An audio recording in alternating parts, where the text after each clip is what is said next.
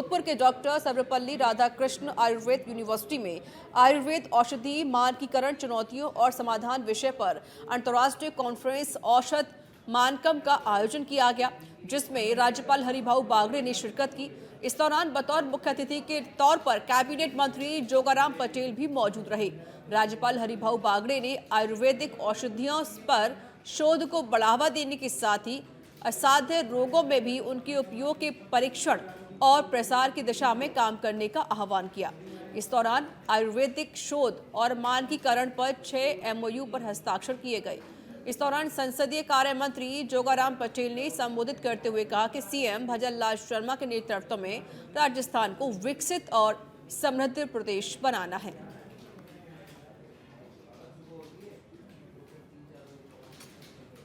तो आयुर्वेद औषधियों पर शोध करने पर भी जोर दिया गया है। आयुर्वेद विश्वविद्यालय में अंतर्राष्ट्रीय कॉन्फ्रेंस औषध मानकम का आयोजन किया गया, जिसमें राज्यपाल हरिभाऊ बागड़े ने कार्यक्रम का शुभारंभ किया और इस मौके पर कैबिनेट मंत्री जोगाराम पटेल भी मौजूद रहे और इस कार्यक्रम में आयुर्वेदिक औषधियों पर शोध करने पर जोर दिया गया है।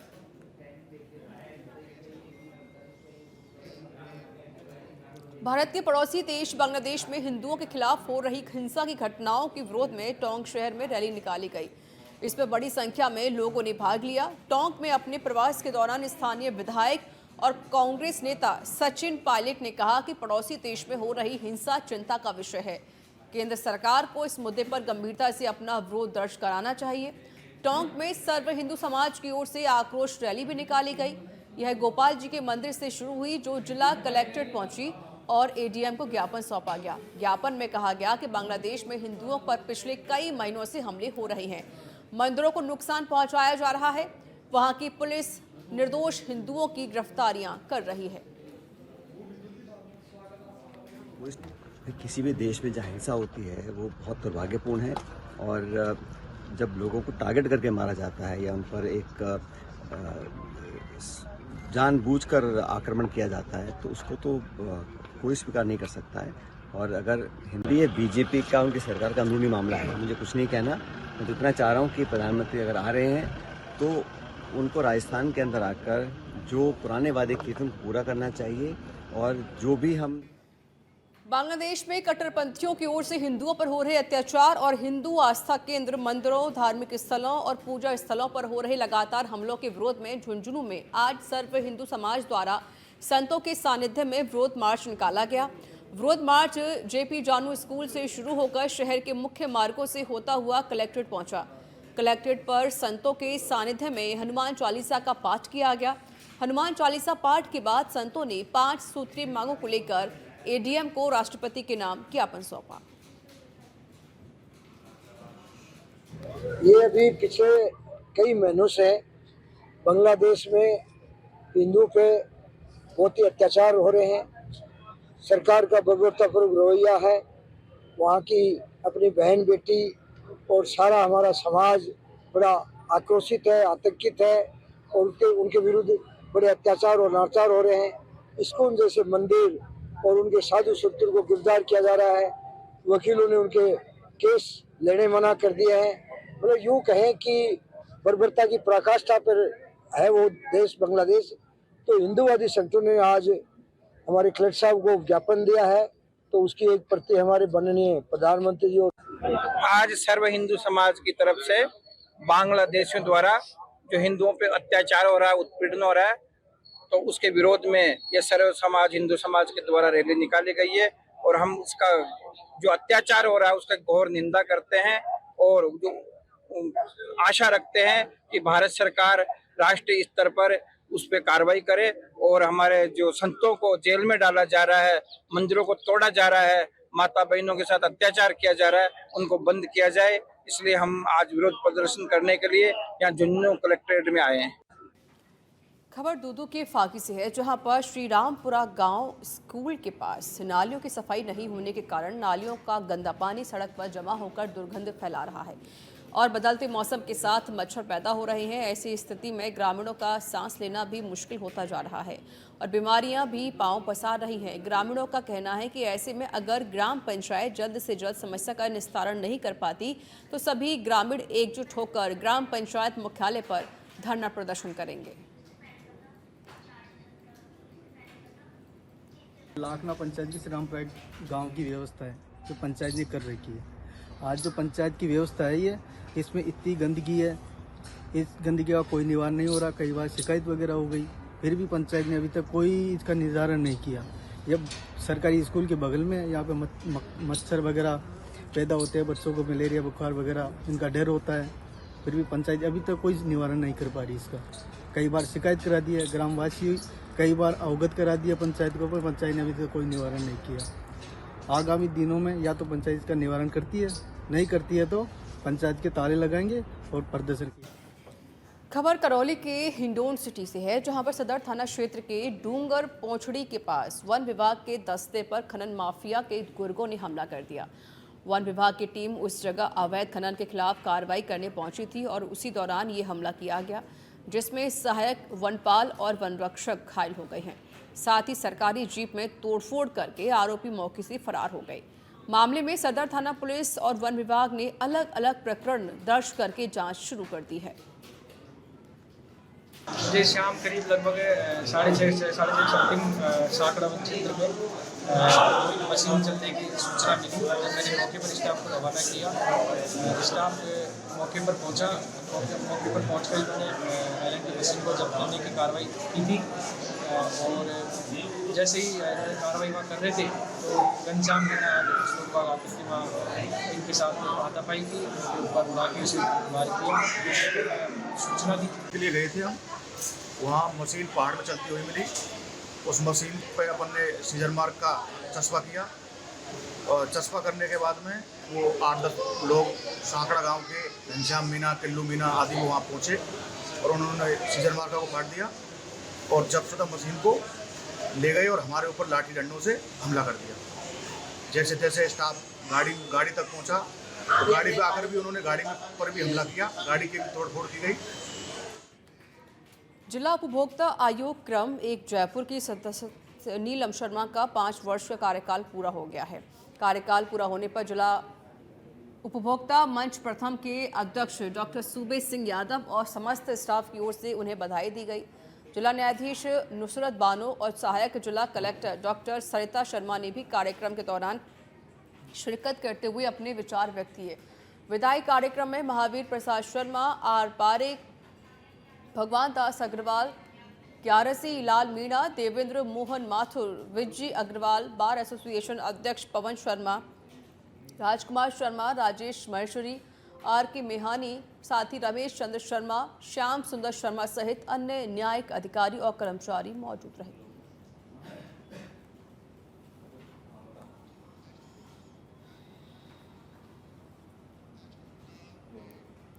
राजस्थान कर्मचारी चयन बोर्ड से जुड़ी बड़ी खबर है, जहां बोर्ड ने जारी किया छात्रावास अधीक्षक भर्ती का प्रारंभिक परीक्षा परिणाम। अल्पसंख्यक मामलात विभाग की भर्ती का परिणाम बोर्ड द्वारा किया गया है जारी। बोर्ड की वेबसाइट पर रिजल्ट देख सकते हैं अभ्यर्थी।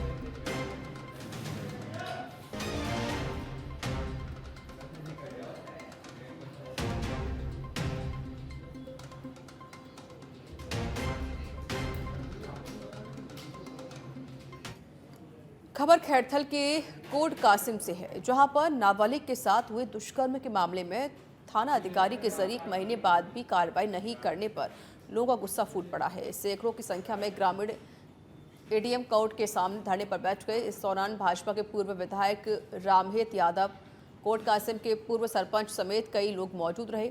इस दौरान कोट कासिम थाना अधिकारी के खिलाफ जांच करने सहित कड़ी कार्रवाई करने और मामले में आरोपियों को जल्द गिरफ्तार करने का ज्ञापन सौंपा गया। रोड को जाम करते हुए उग्र आंदोलन करने की चेतावनी भी दी गई। इसमें करीबन महीने भर पहले एक मुकदमा दर्ज हुआ था 376D पॉक्सो एक्ट में। उसकी तफ्तीश है वो सीओ किशन निवास कर रहे हैं और उसमें जो 3 मुलजिम है वो फरार है। लोगों की डिमांड थी कि काफ़ी लंबा समय हो गया, अभी तक मुलजिम अरेस्ट नहीं हुए और मुलजिमों को शीघ्र गिरफ्तार करो।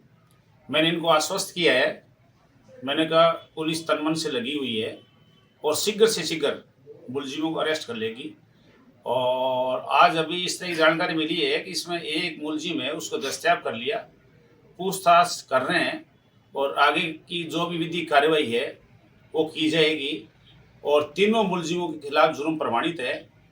घटना होने से पहले ही मुलजिम अपनी जगह छोड़े हुए हैं और हमने कई टीम बना रखी है और हमें आशा है कि जल्दी मुलजिमान को गिरफ्तार कर। डीडवाना जिला मुख्यालय के नजदीक गड़देजी बासनी गांव के खेतों में आज विद्युत लाइन का तार टूटकर गिर गया, जिससे भीषण आग लग गई। आग आसपास के खेतों में भी फैल गई है, जिसके बाद ग्रामीणों ने आपसी मदद से आग बुझाने का प्रयास किया, लेकिन आग पर काबू नहीं पाया जा सका। फिर सूचना डीडवाना दमकल को दी गई और आग पर काबू पाया गया।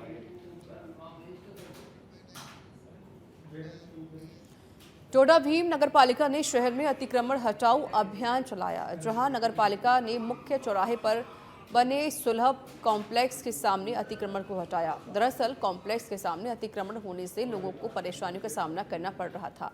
नगरपालिका के अधिशासी अधिकारी ने लोगों से दोबारा अतिक्रमण नहीं करने की चेतावनी भी दी, तो वहीं अतिक्रमण करने पर जुर्माना लगाने की बात कही गई।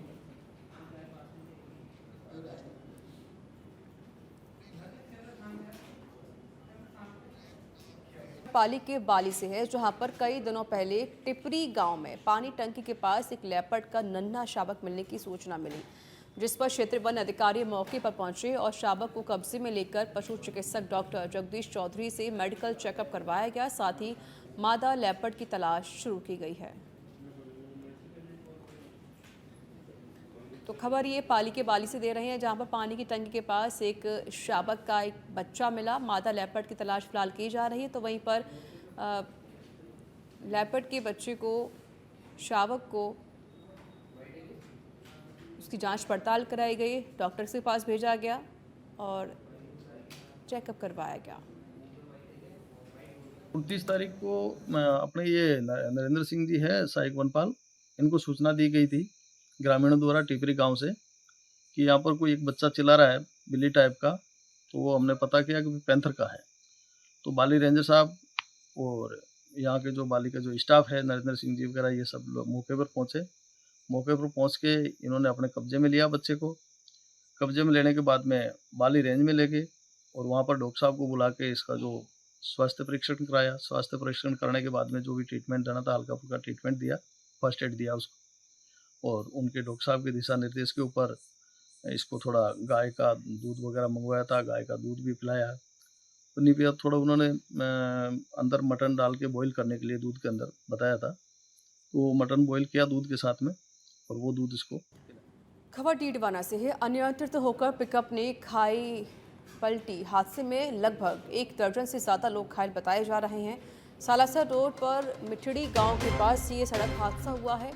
पारिवारिक कार्यक्रम में शामिल होने ढावा से तिलौटी गांव जा रहे थे सभी घायलों को मिठड़ी के सामुदायिक अस्पताल पहुंचाया गया।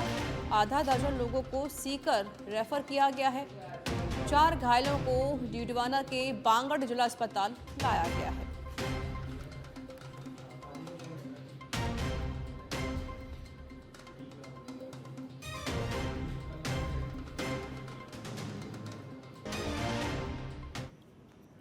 डीडवाना जिले के मौलासर थाना क्षेत्र के बासा गांव में निवास कर रही उड़ीसा की विवाहिता के साथ 4 आरोपियों ने गैंगरेप की वारदात को अंजाम दिया।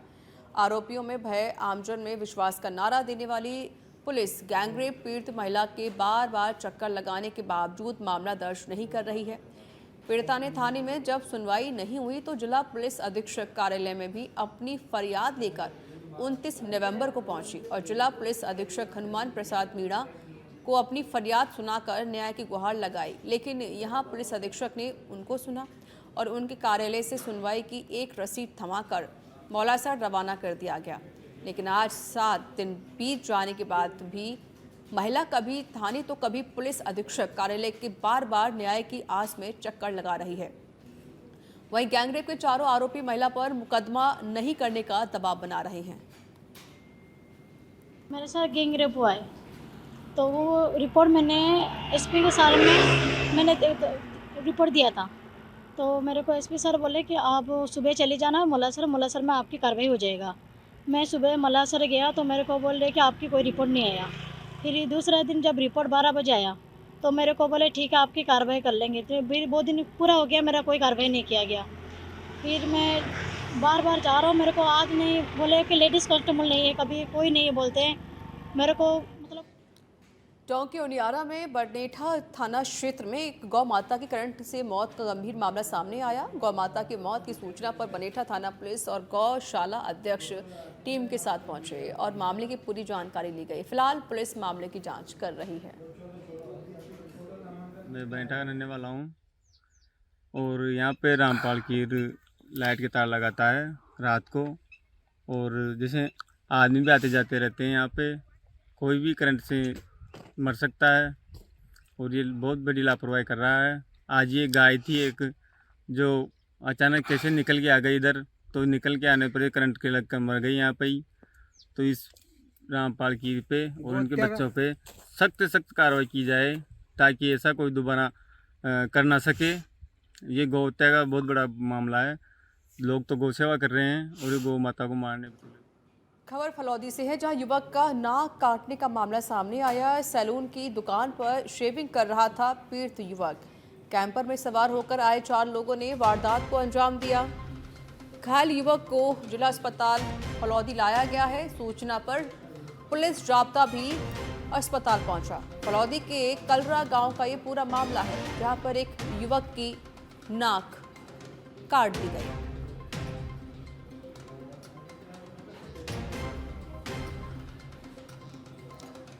पूर्व विधायक धर्मेंद्र मोची जयपुर में पीएचईडी मंत्री कन्हैया लाल और मंत्री सुरेश रावत से मुलाकात की। पीलीबंगा विधानसभा क्षेत्र में पेयजल की समस्या से अवगत करवाया गया। साथ ही मंत्री रावत को क्षेत्र की मुख्य समस्या से बारे में अवगत कराया गया। दोनों मंत्रियों ने शीघ्र ही इन दिनों समस्या के समाधान की बात कही।